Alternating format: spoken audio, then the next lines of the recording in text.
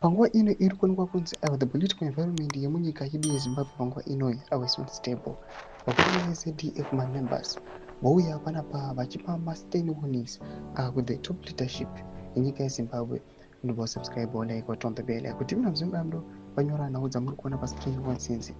First, I would like to warn the first secretary of ZANU-PF, the commander-in-chief of the defense forces, President Mnangagwa, that the time of killing former and saving army generals must come to an end now.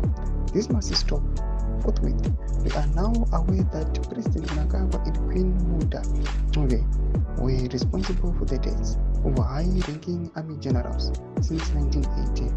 The following souls assassinated by President, rest in peace. Journalist Awarema General Amurkona Ayuba Screen went GT.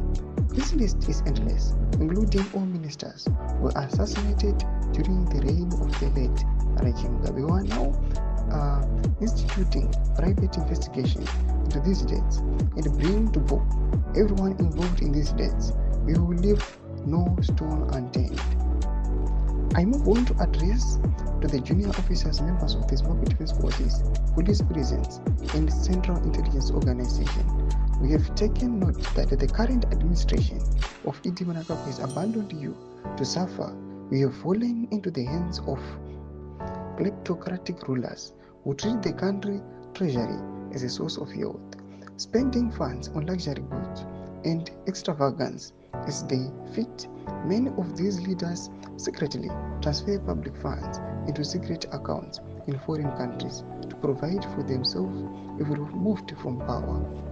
The majority of you are living in abject poverty, with the families suffering most. So just because transfer money each and every day to diaspora, a backup anytime they can leave Zimbabwe a good life.